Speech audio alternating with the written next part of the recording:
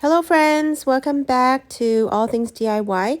Today we're going to be making this unicorn smash cake and we're using Sweet Tooth Fairy candy melt. And this is a new mold that I got. I'm going to try it out.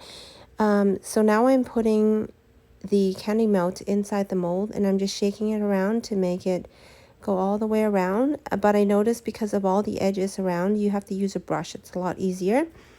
And you have to put a lot of chocolate around the edges of the mold because it's easily cracked. So I cracked it twice, had to do it again the third time. So I'm just brushing it around like so, and then I'm going to freeze it. Take it out, do a second layer around and on the bottom, and then a third layer.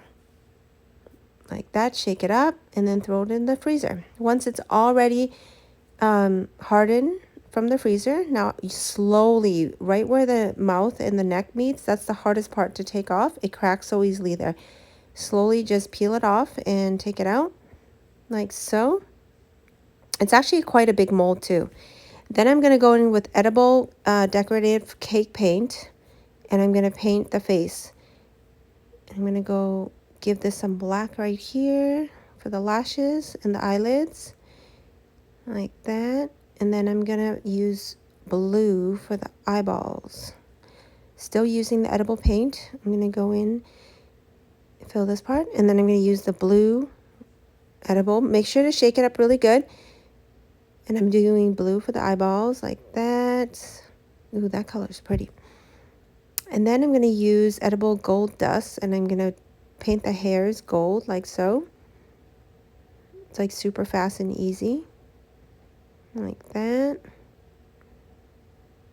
And if you don't worry if you get like, some of the dust, just brush it off on the sides. No big deal.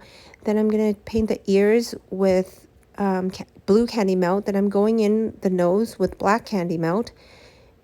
And I find it to be a lot more pigment than the actual paint. So that's why I did that.